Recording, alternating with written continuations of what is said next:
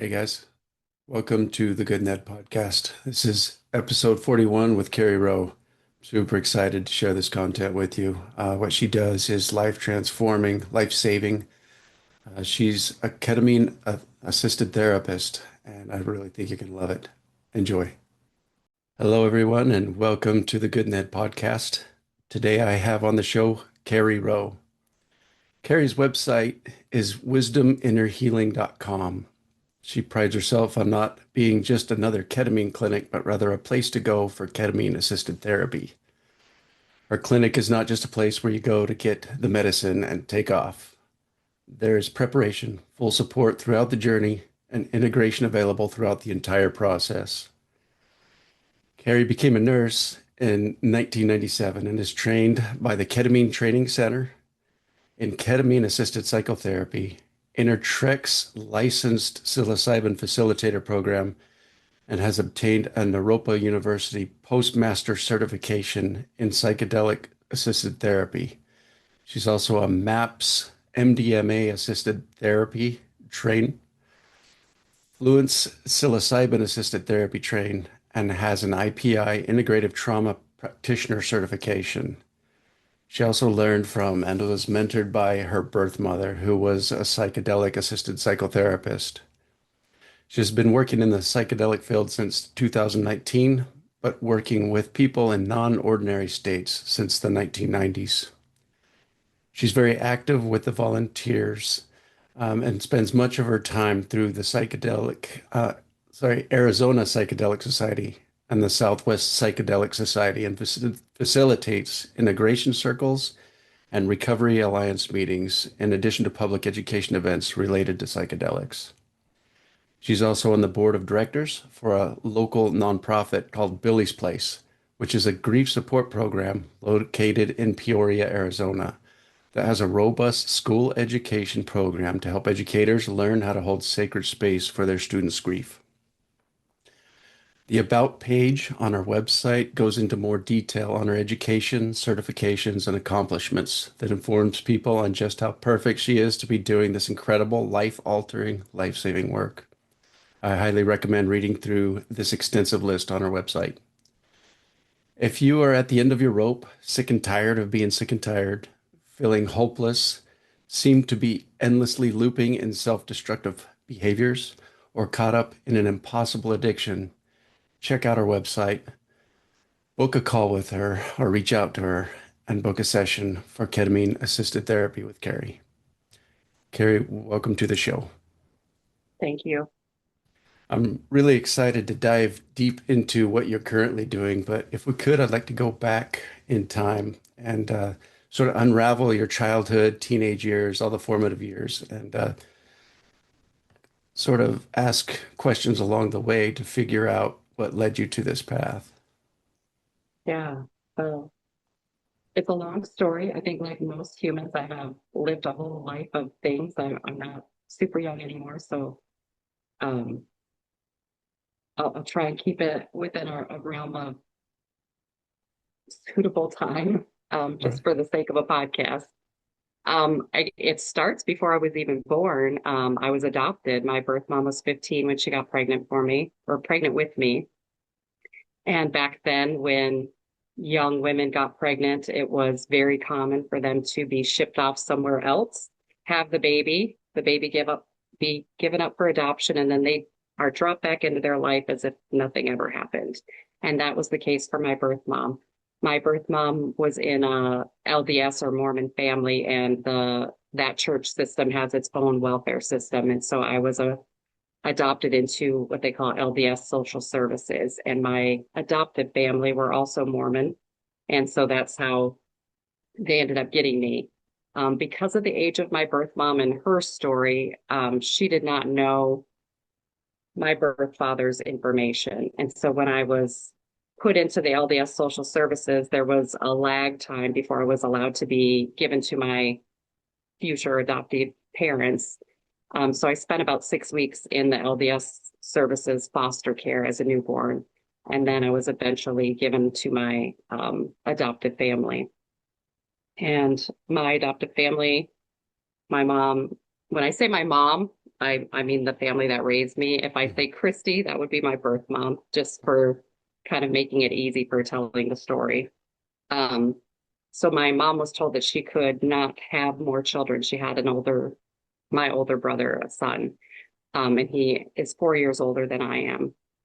And so they went through the process of adopting because she did not want to have an only child because she was an only child. And then 9 months later, she had my sister, and then another brother, and another sister, and another sister. So So what do I, doctors know, huh? yeah, I come from a family of 6 kids. I was raised in this home of 6 children.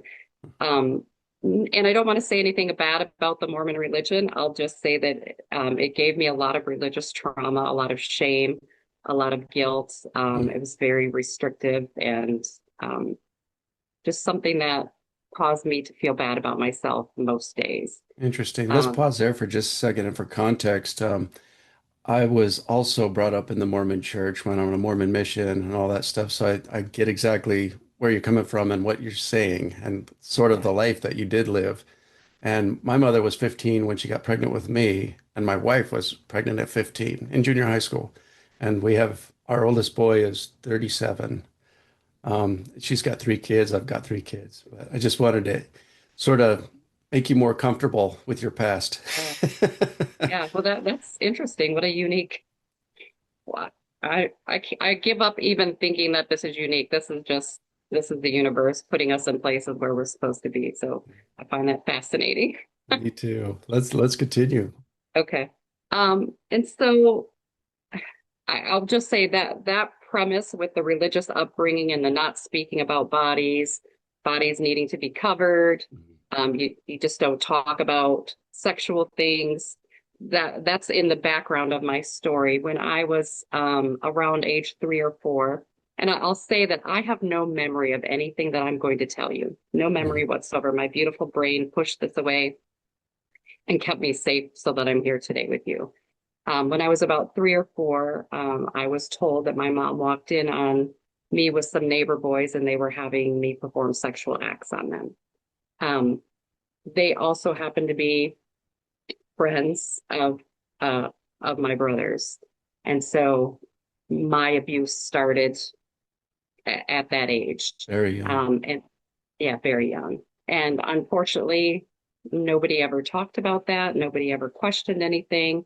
My mom just never let those boys come over to the home. Unfortunately, my abuse continued until about the age of 12. Um, and I spent a lifetime dealing with what happens to a young brain and a body and the coping mechanisms that happen. I should say, in between age 3 and 4 and me being adopted, I also had a severe medical trauma. I was burned very severely, and I spent a lot of time in the hospital with surgeries and skin grafts and all the things that happen with a very severe burn. Um, and according to my mom, that resulted in me learning how to disassociate because when they took me to the emergency room, they didn't know what to do with this young baby. I was 18 months old. They were waiting for somebody to come that knew what to do um, with such severe burns of a little child. And so they didn't treat me. And my mom said I screamed and screamed and screamed until all of a sudden I just went blank and I didn't cry anymore. Interesting. Now I've Um, got a question for you. When my oldest boy was 18 months old, we went through something similar, and it was horrifying. And I'm wondering where you were burned and where in the world you were living at that time. Um, if I, well, I'm just, I think we were in Tucson or Sierra Vista, Arizona at that Okay, time. gotcha. Um, I climbed up onto the bathroom sink. I used to watch my mom put on her makeup there. And so I climbed up from the toilet into the bathroom sink and turned on the hot water. And this was back in the early 70s before hot water regulator things were on hot water heaters. And so I just turned the hot water on and it burned my entire right leg is burned and then the thigh of my left leg. Oh, wow. Yeah. And thankfully, I was being potty trained, so the little plastic pants that you put over underwear literally saved me from being burned much more severely. Yeah. Yeah. Wow. So, yeah. So I attribute that incident with my brain being really good at disassociation. And fortunately, unfortunately, it's a place that I lived the majority of my life. I have very, very few memories, a couple like really significant sort of things that I can remember. Um, but really, I don't have childhood memories. I have very few memories, even as a teenager. I spent a lot of time smoking a lot of weed, drinking a lot, binge drinking. Those were my big coping strategies as a youth. I tried psychedelics back then, but not in a purposeful way other than escaping from normal life and reality. Ran away from home. I was hospitalized as a child for my mental health. Um, when I say child, I was a teenager. How long were Um, you hospitalized for? I think it was a month because I think that's what the insurance paid for. Okay, gotcha. I also have been hospitalized. I checked myself in at one point in 2014, so I get what that whole realm is about too. And Yeah. it's not what you'd expect. No, not at all. And I do remember being put on anti-anxiety medicine and um, various antidepressants throughout, you know, young, early teen, young adults to, in my 40s when I finally stopped taking antidepressants. A very deep desire to end my life.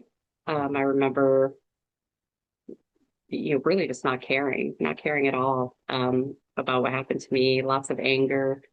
Um, I've never had any all out actual suicide attempts, but they were, taking more pills than what I should be taking. Not really not honestly giving a shit whether I lived or died. One time I took a whole bunch of aspirin and never told anybody, and all that did was destroy my esophagus and lining of my stomach. It didn't really do what I wanted to do. But they were, just my little way of trying to escape the reality that I was living in and not having any memory of what happened and nobody ever speaking about what happened.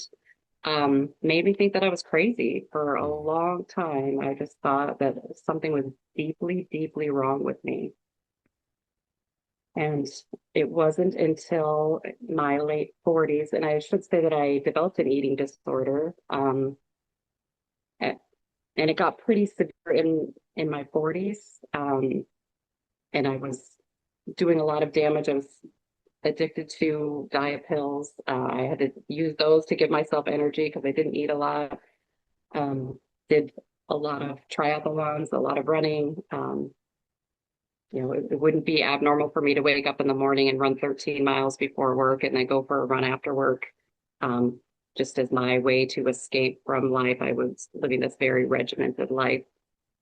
Um, What I understand, so synchronistically, for some reason, I started reading or listening to at work this last week, The Body Keeps the Score. mhm. And I've had to take breaks while listening to that because that's some of the stories are traumatizing for me to hear. And it's fascinating how useful all of the things you did really are in the human experience for continuing to disassociate and numbing out the pain that comes from such traumatic experiences that you had. And Yeah, it's fascinating how we think we're alone in how we feel, but really, like there are millions of others out there that know exactly what you're going through, have utilized the same tools to disassociate and numb their pain. And so your story is unique and personalized and incredible to hear, and also much more common than we realize. And so that's why I really am excited to have you on the show so that people know about other tools to put in their toolkit besides the ones that just numb out the pain and help people move through it. yeah. Um, Trying to think where to go from here. So it wasn't until my late 40s that, well, actually in 2018, at my son's wedding, my sister, the one that's 9 months younger than me, asked if it would be okay if she found my birth parents or did looked into finding my birth parents. And I was shocked. Like it just never, I never looked. It wasn't anything that I ever felt called to do. But I told her, if you're feeling like this is something you need to do, by all means, listen to whatever's guiding you to do that. I'll be supportive of it. And in that conversation, at no point did I ever think she would be successful. Unbeknownst to me at the time, she had already been looking and got to a point where she needed to let me know and she needed my permission to sign some documents legally. Wow. Colorado opened up their adoption laws around that time, but they needed my signature. And because she was my sister legally, she also had the right to pursue with my approval. So come February of 2019, I get a message from my sister that says I found her. Or no, it says I got it, meaning she got my original birth certificate. And I was like, and, what does that mean? And then her next thing is I think I found her. And so that changed my life. It was anxiety provoking, nerve wracking, unbelievable all at the same time. That same, that happened in the morning that day. She did a background check on her. We did Facebook stalking, my friend and I and my sister, and all of those sort of things. I was into triathlons a lot back then.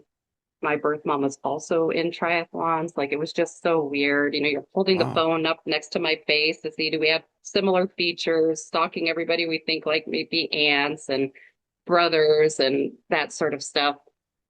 And I couldn't sleep. I was like so activated by this. So I ended up sending her an email. My sister had sent her an email and she said, yes, she would be open to, communicating and meeting, not knowing what any of that means. So, and she gave my sister the permission to give me her information. And so I sent her an email that night and we proceeded to email each other back and forth for months. And in what I call them now love letters. We were raw and open and it was something beautiful. I'll say it was an absolute love story. It was, I'd say that I was a puzzle with one big empty piece, like one piece was missing and I just didn't know it was missing. Once that was there, it was like I felt complete. I felt like something that had been pulled out of me got put back in. And she was a psychedelic assisted therapist. Wow. How long had she been doing that when when they met I and don't started know. She talking? died in 2022. So there was a lot of things that I wasn't able to ask her. But I will say that pretty much immediately, even in our love letters back and forth, she was bringing me into this world. She was pulling me in. She was educating me about the benefits of psychedelic assisted therapy, this unique treatment that we don't have for anything else. We met each other face to face sometime in that year. And then we proceeded to see each other about once a month physically. I spent a lot of time at her place. She lived in Carbondale, Colorado. She mentored me. She mentored me in this work. She would get permission from clients that she would work with. I would go sit with her while she facilitated journeys for people. She had me facilitate journeys for her. She gave me my first ketamine session. Um, and I will say the time that she gave me my ketamine session, I didn't want to be alive. I was, it was like my constant default was if I died tomorrow, if I didn't wake up, that would be beautiful. I would be so happy if that didn't happen. I wasn't actively trying to end my life, but I did not want to live. Um, and when I woke up from my very first ketamine session with her, that feeling wasn't there. And it was so strange to me to not have that thing sitting over me of not wanting to be here. It was pretty miraculous. And it started me on a path of seeking out ketamine therapy here in the West Valley. Um, I've had some pretty unique experiences with that. Like I got a Groupon for two different places. You can literally get Groupons for IV ketamine therapy. Not good experiences. Thankfully, I had education, so I was able to take care of myself in those situations. But had I not known what I learned from Christy, they probably would have been very traumatic experiences. So I had, and I was able to get the benefit from that. I was also seeing a therapist who was told me I had an eating disorder. I didn't believe her. We did lots of work on that. And again, this whole time, I just think I'm crazy. I think that I just am broken. I think I'm deeply broken. I think there's something just inherently wrong with me. Um, and then I start telling my therapist that I think I was sexually abused. I don't have any memory, but I just feel like I was. And that's what led me to have a conversation with my mom, who told me this 3 or 4 year old story of these boys. Um, yeah, and that's how I ended up finding that this actually happened for a good portion of my childhood. Wow. So then I learned I wasn't crazy, that there was Yeah. actually a reason. And still to this day, I have no memory of anything that happened. Um, and I guess I'm not sure where you want me to go. I could continue on with like how I progressed in healing, how I got into this work. I don't know where you want me to go. Yeah, let's rewind a moment. It was interesting to hear about the results immediately after your first sit with ketamine with your birth mom. So you had said that you went in, like so many of us do, sort of just feeling like you're already dead inside. You're just kind of waiting around. You'd rather just move on from this world. And then after the sit, do you think that it rewrote your neurological patterning, provided a different lens to see life through? The fact that you came out of that wanting to live fully and to start doing some more work on healing, is really fascinating to me. What's that all about? Well, I'll say what I know about ketamine is that it works on the glutamate system in our brain. And what we believe happens with this robust and rapid antidepressant effect, specifically for suicidality, is that this glutamate floods the brain with ketamine, and that alone can relieve some of that suicidality. It's my belief that ketamine should be a first line treatment for people with acute suicidality because of that very unique thing. It does not mean that you are cured. It does not mean that you're a fix. It's not a panacea. However, it can knock that sensation down enough that you can actually have desire to do work, a desire to actually start therapy, to start diving into what's really going on, to have that desire to live again, to make that worth it. Wow, what an incredible tool. This was just I'd never heard of it until we attended the conference for Arizona Psychedelic Society. And the stories was hearing was that a lot of research has been done, and they're using it especially with vets, and that these people have completely become hopeless. They have an identity crisis. They hate themselves. And then after one sit with ketamine, it turns everything around for them. And like you say, they want to start doing some work on themselves and inner healing. And that provided me with so much hope. So back in 1999, I was, uh, I think, wrongfully diagnosed with bipolar disorder. After being on Prozac for 2 months, I hadn't slept for more than 2 hours a night. I went on this wild manic high. I felt like Superman. I put a computer together with my neighbor, started designing websites. All within 2 months, I lost 45 pounds. I didn't eat anymore at all. And I was like mind blown. I was like, this is what life should be like, you know? And then one day just woke up and wanted to end my life. And I have had attempts, quite a few over the years. And in 2014, I was with my third wife, and it was towards the end of our marriage. She looked at me, she said, have any of these pills you've been trying for the last 15 years ever helped? And I was like, whoa, I've never thought of that. And the answer was, hell no, they have not. They have harmed me in every way. I've not wanted to live once in 15 years. And I wonder what would have been different had I had a tool like this and been able to go off those meds. But eventually I went off the meds and got onto a product made in Canada called True Hope. And I called this company, they sent me the pills, and within 2 months I had come off of the antidepressants and mood stabilizers and onto this all natural, like vitamins and minerals. That's all it is. And my body and brain started getting what they needed, and I got my mind back. I got my life back.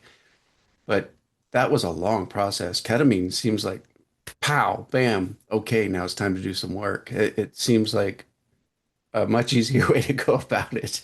I don't know. Yeah.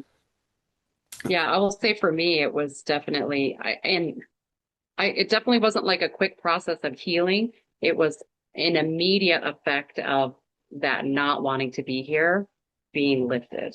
Wow, That feeling of like I was looking forward to waking up the next day instead of hoping that I didn't. what a Which, gift.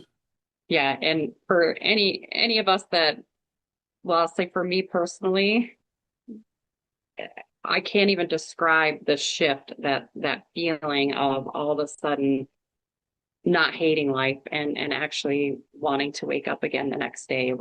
It was dramatic. And gave me the ability to do work, to actually have the desire to make myself well, to work towards healing, to do the deep work that trauma recovery is. And it's not easy. It's not pleasant work. It is digging deep into the dark shadows of despair and all the parts of you that you've developed to cope, and learning how to become friends with those pieces that you want to shut off to the rest of the world. And it was a hard, long process. And I will say for me personally, it was not without a lot of other psychedelic medicines, each of them as tools and stepping stones to show me a little bit more about myself, to help me dive a little bit deeper, to help me make peace with certain things. Yeah, it's been a journey, and I would say each of the psychedelic medicines that I've had ceremony with have given me gifts and lessons, all in very different ways. Wow. I'd like to rewind again to the part where you were a young adult. Obviously, you've been to college, you were a nurse. What took you up to that point, and why did you want to be a nurse? Yeah, that's a really good question, and I wish I could tell you that I have good memories of why I made those choices, but I don't. Mhm. I started out actually on the waiting list to get into nursing school because back then there was a waiting list. Um, I became an EMT, and that opened my eyes to the need there is for people to help other people. And I think because I desperately needed help and didn't get it, um, I wanted to offer to others what I didn't receive. And so from the EMT, I then went to an RN program, and um, I've literally worked in, I think, every aspect of nursing that you could. I can't honestly can't think of something that I haven't done in the nursing field. And then wanting more. And I had a friend who was like, hey, let's go back and get our bachelor's degree. And I was like, oh, okay, that's a good idea. So we went and did our bachelor's program. And then it was, hey, let's, or maybe it was I wanted to do the bachelor's. And then she said, no, she said bachelor's. And I said, let's do our master's. So we did our master's together. And then a few years later, she was like, let's get our nurse practitioner. And I was like, oh, okay, yeah, let's do that. So then I got back, did the nurse practitioner, and it just each step along the way, it felt more fulfilled. But there was always something that wasn't right in what I was doing. And it was this whole medical model of putting band-aids on things and putting band-aids on things and putting band-aids on things and never actually trying to figure out what's going on. And nursing is really unique in that we look at the whole person. We look at why aren't they taking medicine, or why did they get into this place why did they get here in the first place? What's going on in the whole picture? But that's not the model that we're able to work under. It's Mhm. still just the Band-Aid, give you the medicine to mask the symptom, but we're never looking at the cause kind of thing. Um, so when psychedelics came along, it made sense. It like, oh, Oh, I see. Like you can actually go back and heal the wounds. That that makes sense to me. Like we can actually fix what's going on instead of just keep masking. Yeah. I'm looking at your story from the outside, looking in, and what I'm seeing is the almost necessary experiences you had in your early life that then led you to service, and everything seems to unfolded to empower you to really do well at what you're providing for people now. Mhm. Inner work, grief counseling. I'm just blown away by how everything has unfolded for you. When you were first beginning your story, you said, when my birth mom got pregnant for me. I love that. It's almost like as painful and seemingly unnecessary as it all was, your life has led you to what you're doing now. And what a gift. And the fact that you providing a gift and a tool for others, it's just heartwarming. I love it. So thank you for everyone that's able to go through you and start doing the deep inner work that is so beautiful and part of our life journey. When you were little, you said your mom had explained or described that you were only 18 months old and you're screaming and screaming, and then all of a sudden, just boom, done. Um, I've listened to hundreds of near-death experiences, and some of them describe how they were out of their body before they get hit by a car in the street while they're walking, or, all these different things. I'm wondering if you've had any experiences personally growing up with near-death experiences, or seen some near-death experiences and heard their story when they pop back in their body, and what you think about consciousness. I personally have not had any near-death experiences that I have memory of. Obviously, my burn was pretty traumatic and it was very life-threatening. That necessitated months and months of hospitals and surgeries.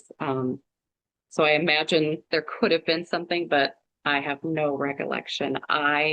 Because of the nature of the work that I have done, um, for a lot of years, I've escorted people into this world and escorted people out of this world. I spent a lot of time in hospice and palliative care work. Hmm. Beautiful, beautiful, beautiful work. Nothing more sacred than um, being present when somebody is able to die. What I believe to be true about consciousness is that this is just for a temporary thing, and our consciousness has nothing.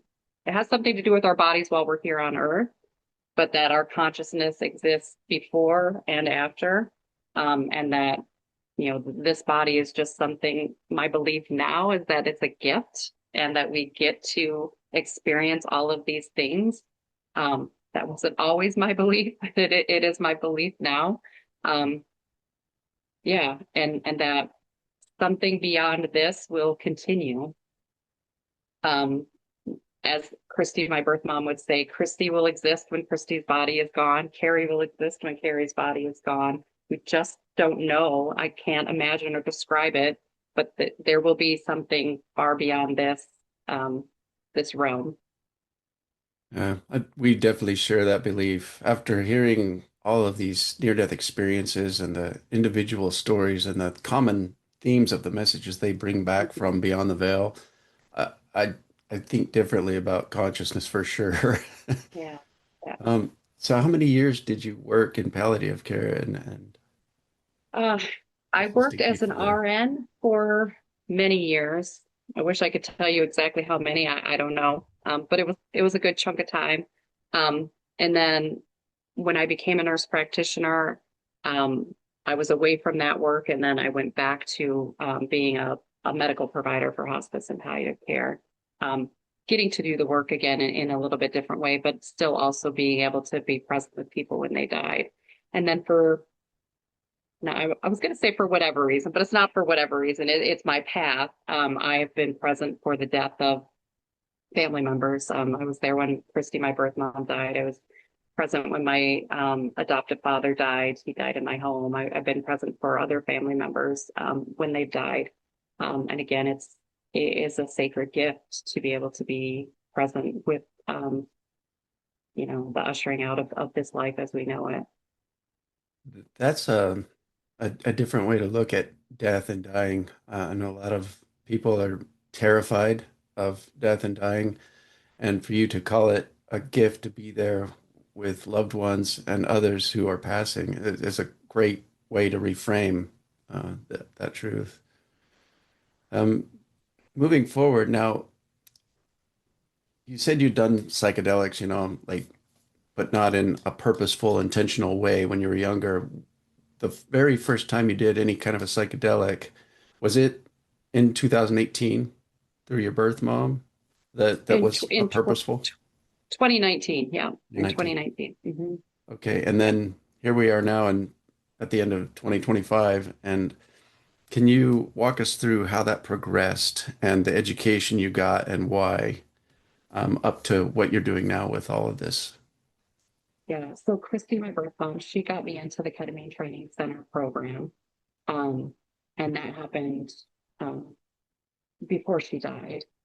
Um, and then that allowed me to meet some really amazing, wonderful people. And um, it opened me up to the opportunity to experience other psychedelics. And the group that I ended up hooking up with, we were all fairly naive to the psychedelic world, and ketamine was like I'll say our gateway drug, but I say it with beauty and gratitude for the gateway drug, not a gateway drug like getting me into a path of addiction and trauma and shame, but for healing and beauty.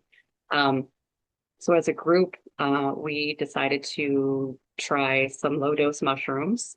Um, I discovered the beauty of the euphoric mood with smaller doses of mushrooms.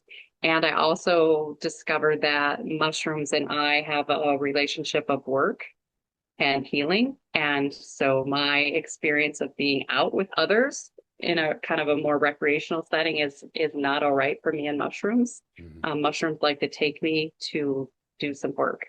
Um, so I was able to discover that. And I've since done lots of work with mushrooms, but I also did some work with MDMA. And I will say the first time I did MDMA was mm, even more powerful than the first time I did ketamine. I'm going to get a little emotional and try maybe not to. Um, I felt such deep, profound love for myself that I had never, ever, ever, ever been able to feel. And that experience gave me such beauty and joy and hope and compassion for myself for all the life that I spent of not feeling that and being so closed off to even that possibility that something so beautiful could exist inside me. Wow. And I was mind blown. I happened to be at an East Forest ceremony in a top of a building with a thunderstorm and hailstorm, and I laid on the floor just saying, wow, wow, wow, wow, wow, and crying. Because after having a big somatic release and not knowing what the hell was happening, I was really uncomfortable at the beginning. But then when I was able to flip into that, it was so profound and so healing that just led me to more and more work. I did some more work with mushrooms. I did some work with ayahuasca. I recently had a beautiful experience with Wachuma. I sat with peyote. All of them have just been each time just more and more. And kind of back to what you said before about my life having to be the way it was. I just had a really big, profound mushroom ceremony with a few women, and such deep, deep healing work of releasing lots of stored trauma in my body. And I got this very clear message of, yeah, your life has been really fucking hard and you have been through some things. And we've only talked about just a smidge of the things. Um, and that in order to do this work, you have to know deep suffering, you have to know deep pain so that you can sit right next to somebody while they're going through their deep suffering and deep pain and you can understand where they're at. So the message was really clear that, yeah, this is hard. This is hard and it's sacred. And it is a gift to be able to sit in the shit with somebody because you know exactly what it's like to hurt. And that's what people need. Wow. Wow. It's like your life was tailor made for you to be doing this work right now. And it's like, well, the question pops up, what are the odds? And as my youngest says, 100%. It was meant to be. Yeah. That's incredible. Um, I would really love to be able to, of course, not only book a session, to come in, but um, before I do, and another reason I wanted to have you on here is so that we could go through step by step of the intake process, the actual sitting with you as a client, the post experience. Can you go step by step with us about exactly what happens when somebody walks into your clinic? Yeah, I'll start even before that because it happens much before that. It starts with a phone call, of making sure that what you need, what you want is something that aligns with the way that I practice because not it doesn't for everybody. And I'm not the right person for everybody. So that phone call is kind of an opportunity for me and the other person to decide if we think it's all right to proceed. Once that happens and we agree that yes, we're going to go on, then because of my background as a medical provider, and I do have a medical license, I need to do a medical and psychological evaluation to make sure that this is safe. I will say ketamine is incredibly safe. There are very few times when it's not all right. And I still have an obligation to make sure that medically there's not going to be any major contraindications or psychologically no major contraindications.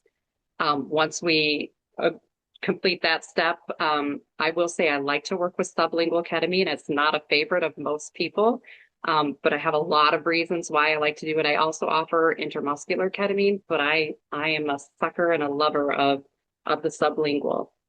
So then I will usually send the prescription to the pharmacy for the sublingual ketamine. And then I'll have at least one preparation session.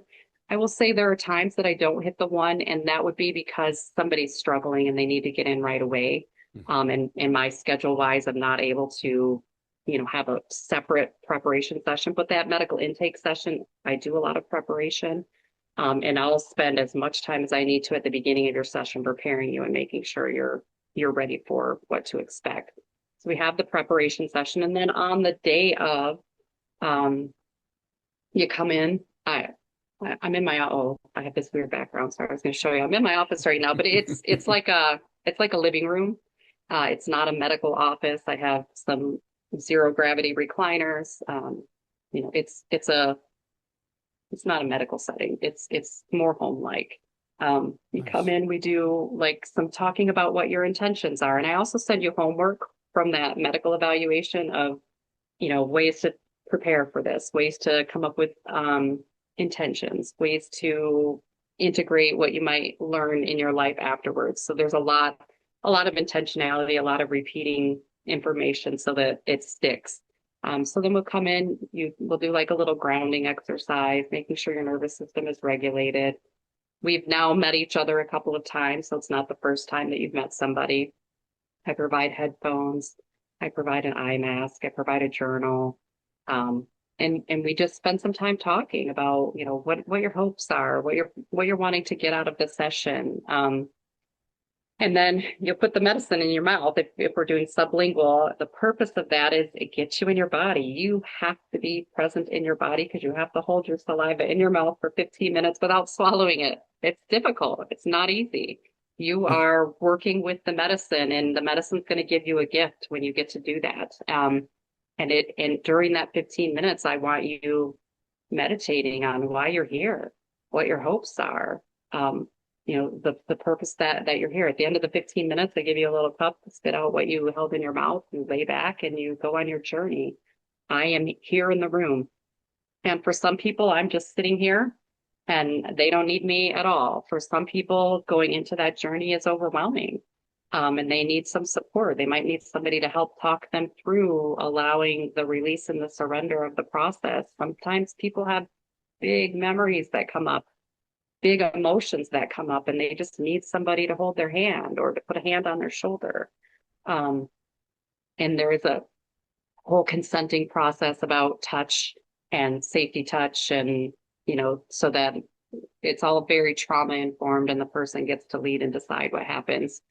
And then when you're waking up from the journey or coming back into this world and this reality, there is this very, what I'll call a beautiful window from the time you come out till about an hour later, where our normal protective systems are kind of relaxed. And I see very regularly big emotional releases at that time, like just sobbing from years of emotions that have been stuffed in and held down.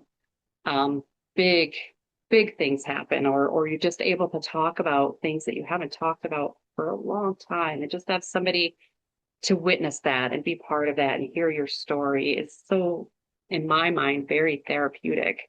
Um, and then we do that again a couple more times. Ketamine is nice for that one time, but it doesn't work long term. You have to do some work with ketamine, and usually it's several sessions depending on how big your symptoms are, how much trauma you have. I will say anywhere from 4 to 12 times is typical.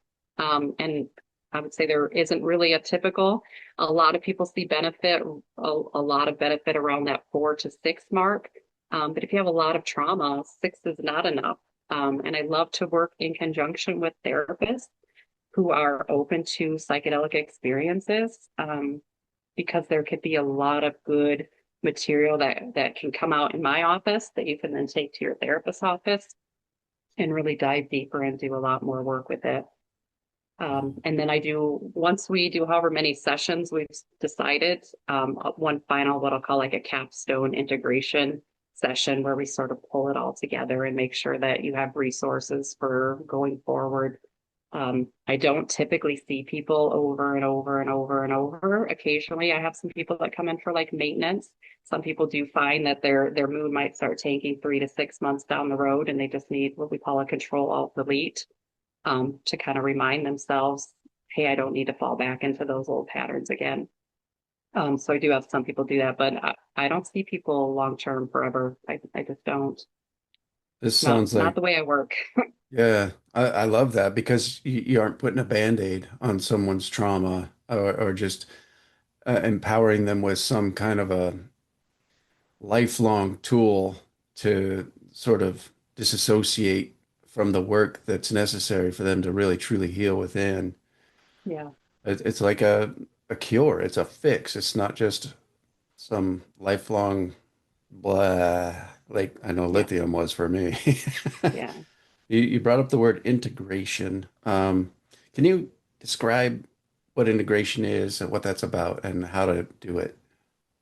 Yeah, so integration is where the work is. You can have the journey and you can have all these great insights. And if you don't do anything differently, you go right back. I have a big rubber band or thing that I use in my office. So let's see if I can find it.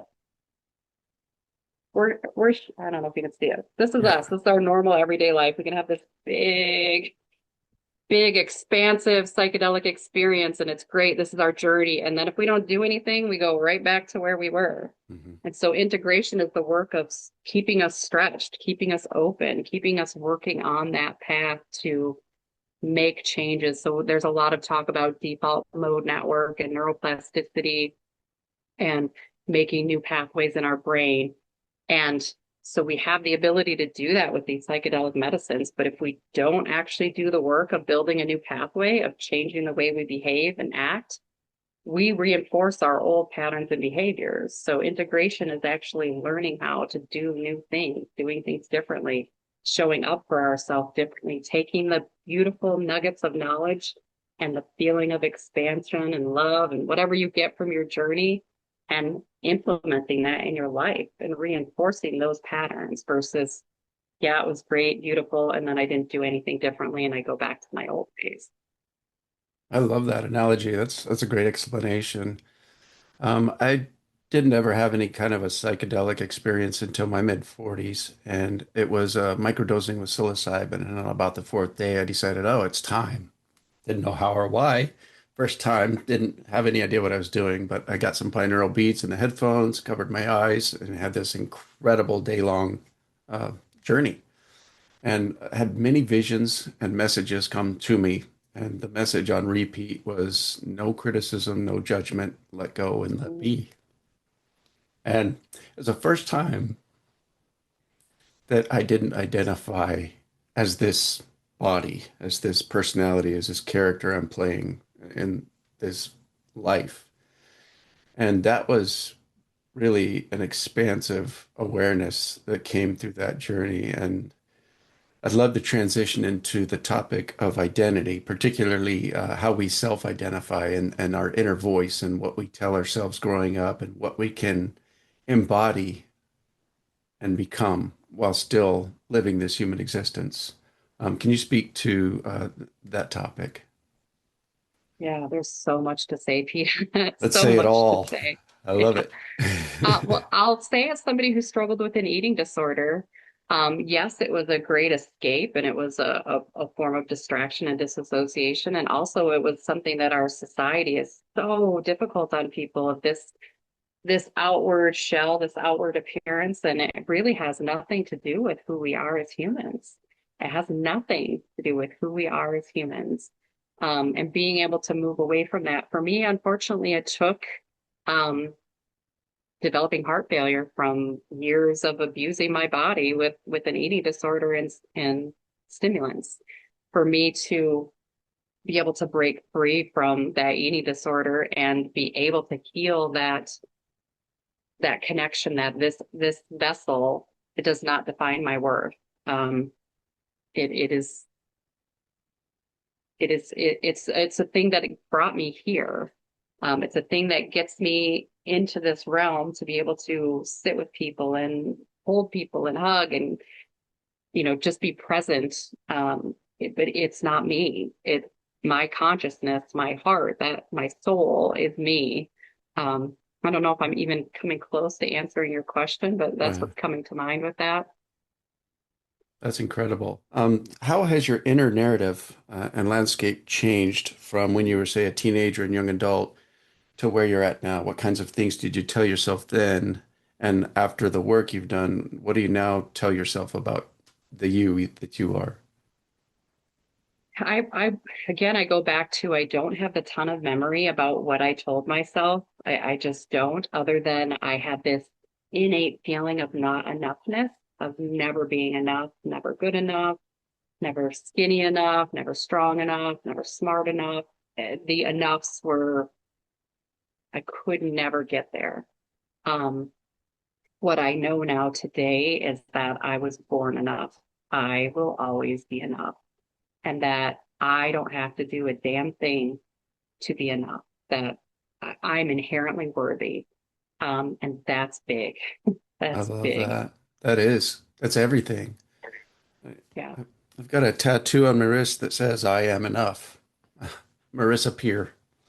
See, that's a movement. And to know that we're born whole and enough and perfect, and then religion, society, well-meaning, loving, kind parents, abusers, everyone just starts slapping different identities and beliefs onto our core self, and we become this massive life human thing that really isn't who we actually are.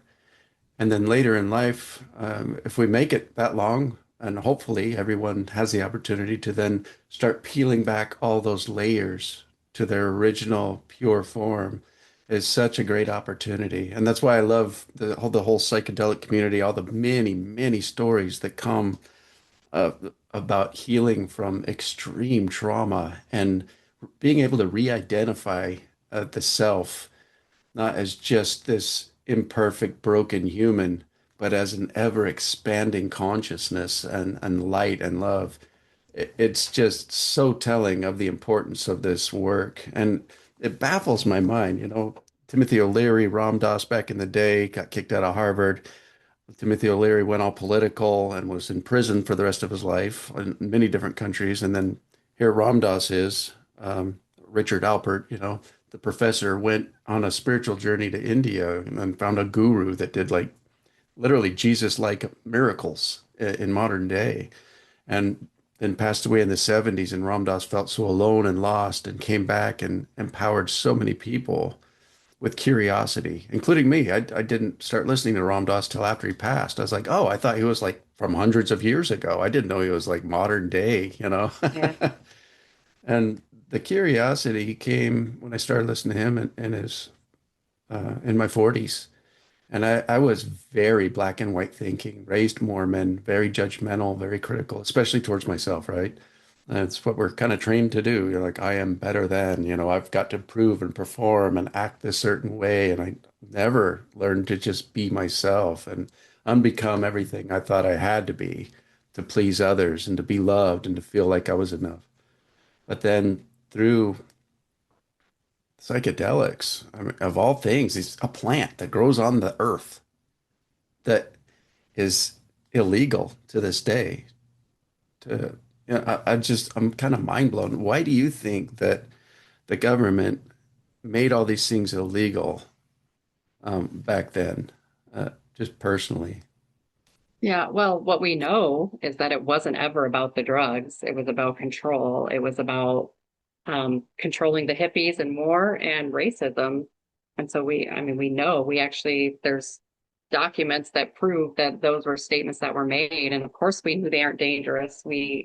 But we want to control people and criminalize people for being who they are. Yeah. And it is ultimately a measure of control. I do currently work in some psychedelic research studies, and I provide facilitation or dosing session monitoring is what they call it in research. Um, and it's kind of a difficult place to be with my belief in the necessary healing that these medicines can bring, and then being in the big pharma side of it and knowing that we're in this world where these things are illegal, and how can we bring this stuff to people that need it, because people need it. We need it. We need help. And so I spend these 8-hour days helping people experience these study drugs, and trying as best I can to bring some ceremony into it, to bring some sacredness into these spaces, to bring the talk of integration, to be able to prepare people for what they're going to experience, and to let them know that again, a study drug or a journey is just a study drug or a journey, and that's not where the work is. Their tools. And so I'm grateful that there's work bringing them forward. And I wish the work really was decriminalizing these things. And what do we do until that happens? We either are forced to work underground, which is dangerous and scary, especially for people that hold licenses and their livelihood depends on the license. And people need this, or this medicalized world, and how do you bridge these two? And I strongly feel like that's also part of my call, is to find a way to bridge these two worlds. I think you're right. I believe that as well, that you are living your purpose, that you're called to this work. And I'm really grateful you're doing it, because there are so many people out there that if they knew about this, they would jump at the opportunity and then be empowered and inspired to start doing some inner work. I really believe in the re-identification process.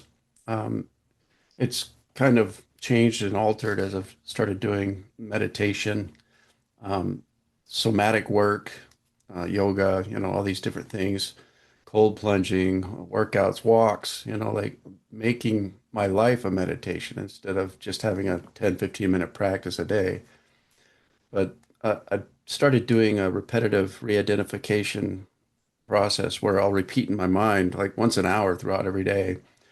Like, I'm so grateful for that great I am, for the eternal, forever lasting opportunity to re-identify with, through, and as the one, as all that is, and all I think, say, and do. And I'll just say that throughout the day. It's a reminder, like I'm not this body, not this brain, certainly not broken, you know?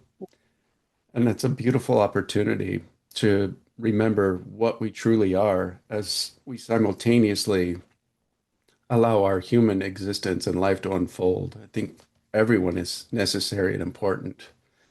All 9 billion plus, or however many people on the earth, you know. And to do this inner healing that you provide sort of a doorway for is such a personal calling. And the fact that you're capable of holding space and energy that is so sacred and so serene and calming, divine. I'm super excited to meet you in person and come do some work with you. Thank you for what you're doing. Is there anything else that you would like to say before we close out this episode? Yeah, well, a couple things. First, I just am so grateful, Pete, for you considering even having me on. I'm honored to be able to share my story. I'm grateful for the opportunity to do it. The other thing I feel really called to say is that I am not a healer. Um, I am somebody that holds space. I can give you lots of information. I can give you some guidance and structure. But it is truly my belief that within each of us, we have our own wise inner healing intelligence. And my role is just to help you access that, to put the environment in a place where you get to let that come forward. I don't do anything else. Like the healing comes from within, and it's not something that I do to other people. So that's I just felt really called to say that. I really appreciate you sharing your life story and your journey and bits and pieces of why you now do what you do. I'm grateful that you kept going, that you stayed alive, and that you've come so far. And I really see some great things happening in the future. I think this world can be viewed very extremely in two separate areas as really bad and scary or really beautiful and an opportunity for us to continue to expand. Greg Braden years ago said consciousness informs itself through its creations.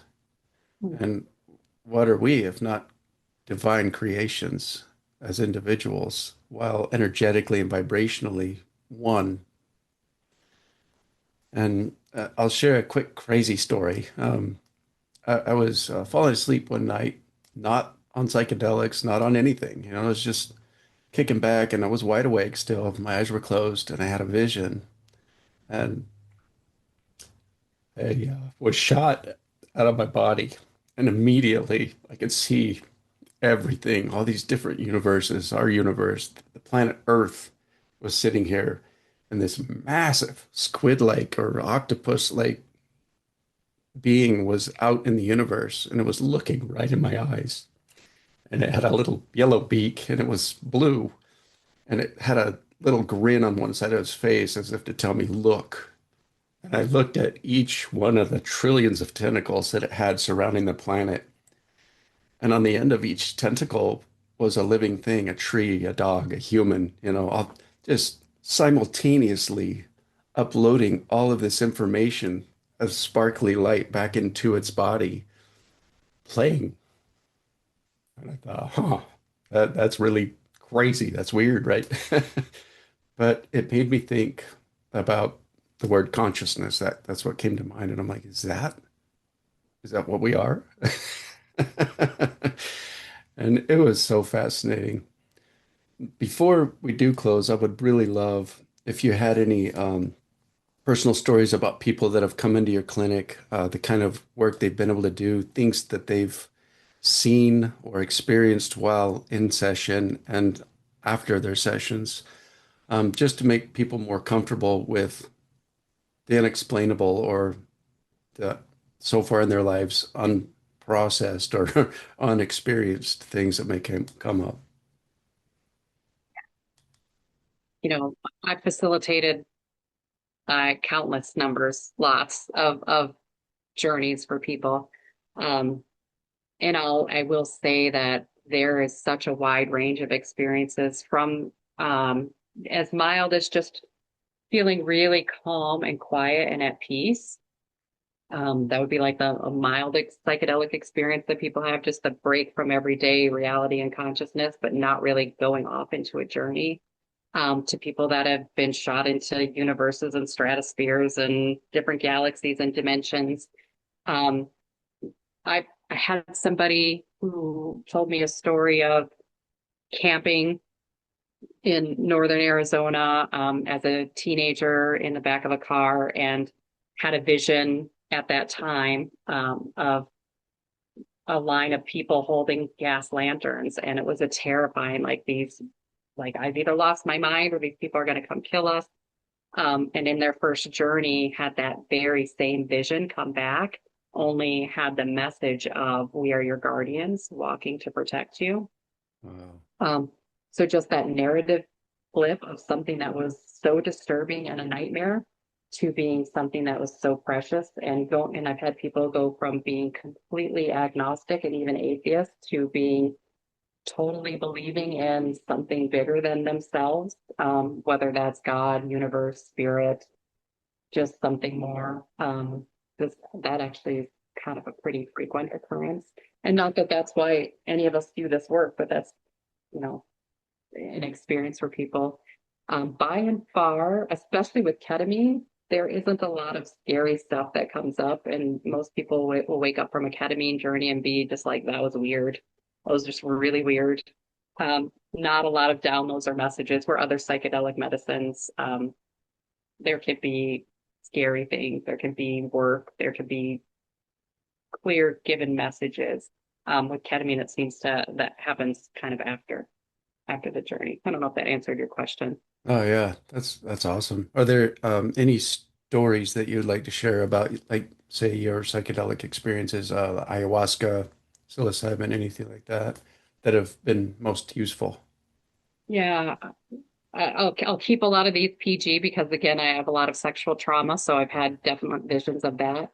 But I will say my very first ayahuasca experience was a suffer fest. It was all the things, all the stories you hear about happening with ayahuasca was happening. And it was happening regularly for big amounts of time. I was purging everywhere. Um, and my body was physically sore. It just hurt. My stomach hurt so bad. I wasn't able to lay down. I sat up the entire night, just vomiting and back to the bathroom, vomiting back to the bathroom. It was horrible. And I just was like, why do people do this? Why on earth would anybody ever do this again? And I was signed up to go back the next night, and I didn't want anything to do with it.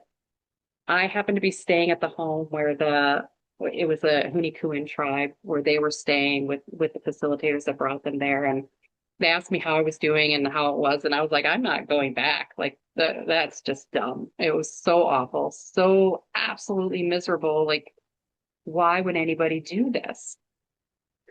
And they said, listen to yourself, just, do whatever feels right. And sometimes you just need to go back and you need to let the story finish. You need to let it unfold.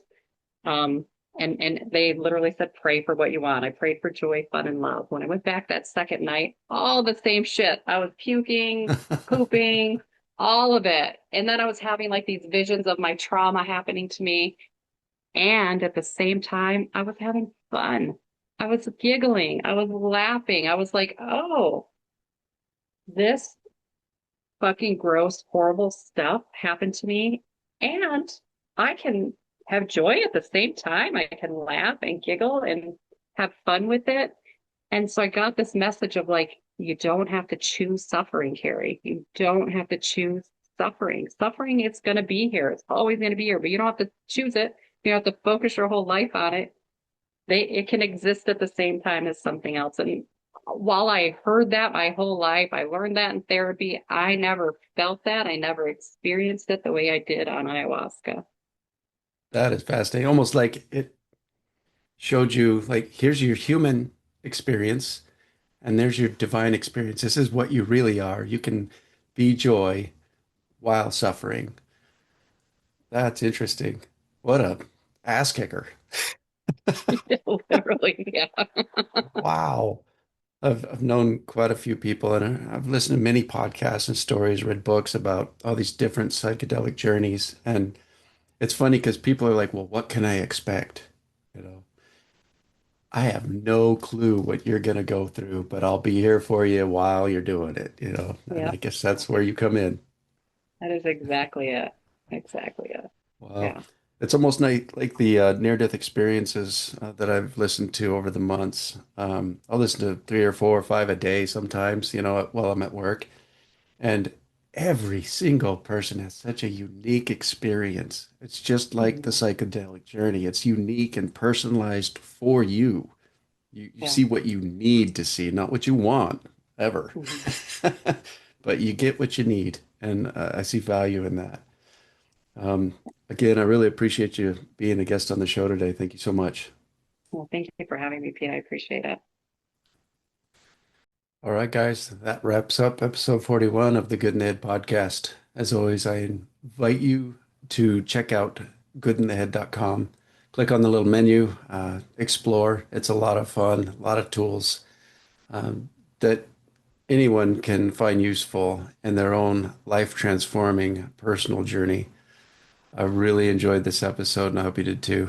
Please like, subscribe, and share with everyone that you think that this may assist in some way, and especially for things like hopelessness, rumination, cyclical, self-harming behaviors and patterning, sort of looping mental state that is demeaning or criticizing or self-judgmental, especially drugs and sex addiction, any addiction of any kind. Ketamine assisted therapy is super useful.